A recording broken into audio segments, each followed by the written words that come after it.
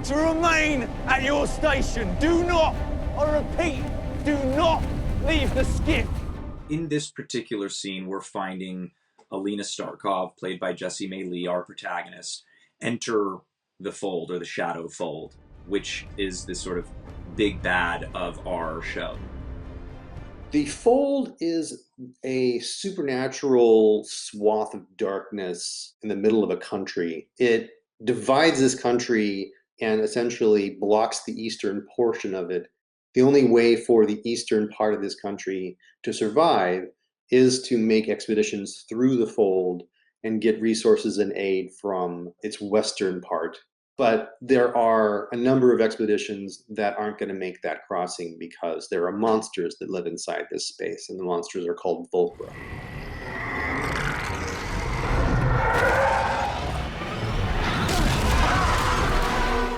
The First Army are your cannon fodder. They're your foot soldiers and your hunters and your mounted cavalry and all that. And then the Second Army are the magic users of this world, known as the Grisha. And they have different abilities and powers. So you have a Squaller who can control wind. You have an Inferni who can control flammable gases. Costuming, the First Army in particular, and some of our Grisha in the Second Army wore the type of Rofkin uniform that seems inspired by or evokes Czarist Russia, which is not something you've seen before. So that if you were to take a frame from this sequence and note someone in that hat with a little double eagle flag emblem on it, you would think, well, that's not Game of Thrones. Where are we at here? In Lee's book, she indicates that the embroidery on these, what she calls keftas, their coats that they wear on the outside, depicts what these gifts that these Grishas have. The Inferni have beautiful flames embroidered into their costumes. The Heartrenders have a beautiful heart that is then exploded into their embroidery. She used gold bullion as the element for that embroidery because it's the type of element that's used for officers to denote their rank. And it gave us a sense of a sort of an upstairs, downstairs between the First and Second Army during this time.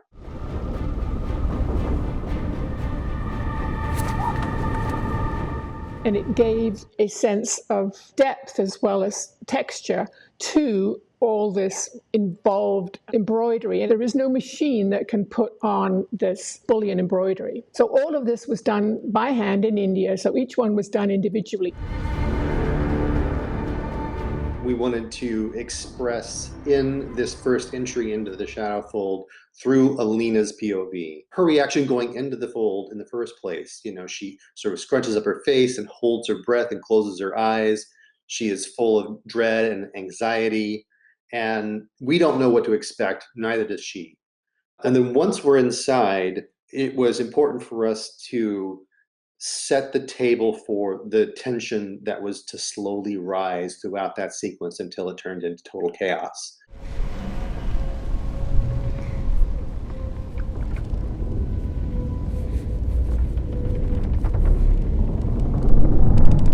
The important element here was to keep us rooted in her and understand her emotional reaction. It chronicles the moment that Alina's life changes and that the world changes around her. It is possibly the most important moment in the entire season. We're not on her in close-up. Generally speaking, we're over her shoulder, seeing this catastrophe unfold from her perspective. Oddly, a touchstone we talked about was the opening minutes of Nick Refn's Drive. Everyone's seen a car chase. There's certainly the Fast and Furious version of it. And then there's a version where you say, I'm going to stay in the car with our hero. And that was sort of the philosophy here, that we're going to stay in this boat with our hero and see everything from her point of view.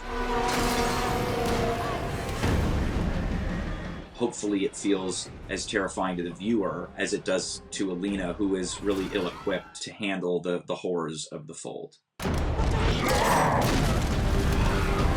One of the things we tried to do in planning the sequence was to try and see this carnage unpacked in long, uninterrupted takes. Being able to show Jessie and the other actors in the sequence the previs, where they got to see what the Volcra would be doing, how violent and how terrifying it would be. I mean, I think just being able to see that was helpful. When we initially prevised this sequence, we had a couple of shots that were outside the skiff looking in to give ourselves more room for to see the Volcra flying around. We wound up taking those out because we found that if this was a real world, the Volcra were real, the only semi-safe place to go shoot this is the deck of the ship. The cameraman couldn't be anywhere else.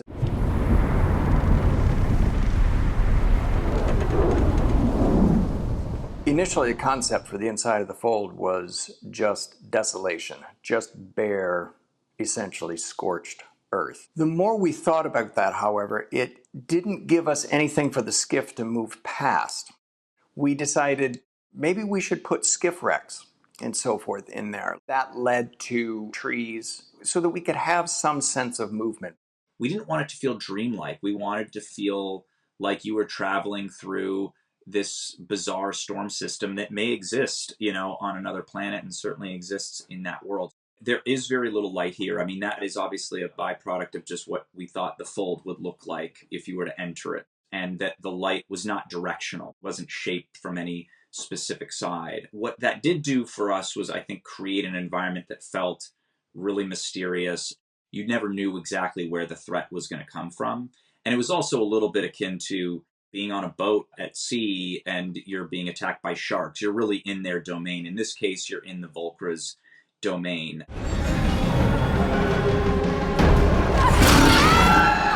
There was a lot of conversation about, okay, is this going to be on stage with 360-degree green screen?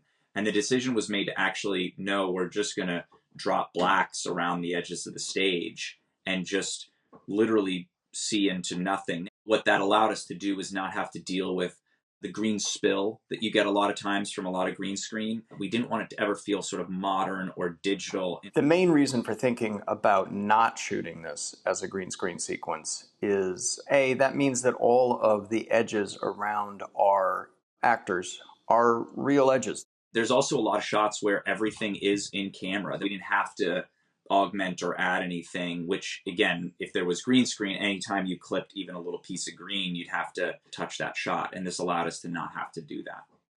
The Volcra were creatures that took many iterations for us to get to where we found a sweet spot with them. We didn't want a copy-paste monster.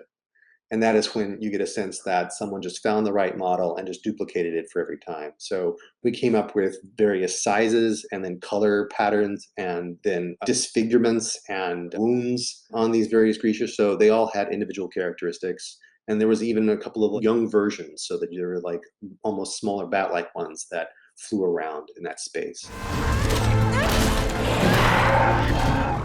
The design of the Volcra was driven by the idea that they were originally human beings, so consequently, they're going to have 2 arms and 2 legs.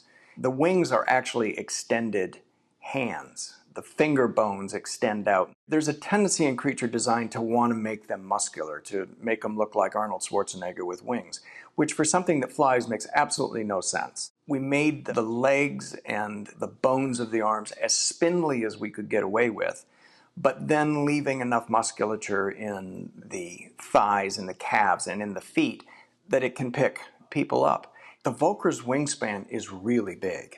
It was pretty tough to work out the choreography of having these things fly through the frame really fast and still get some sense of what it is that's actually going on. We see a number of characters pulled off the ship by the Volcra flying by. I mean, it's akin to, you see a hawk or an eagle grabbing a rodent off the ground at high speed and flying off. For the most part, when you see somebody getting pulled off the ship, they're actually being ratcheted off the ship at a really high velocity. With our stunt people, we magically put in a little bit of expanse, so there was a little bit of lycra put in where they needed to be able to stretch and be able to do things, because they're quite a fitted garment.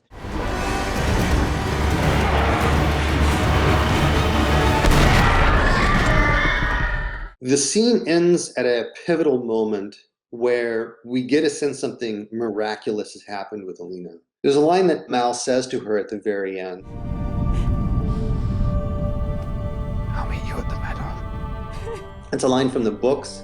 It resonates a lot with me personally, and hopefully with the readers and fans.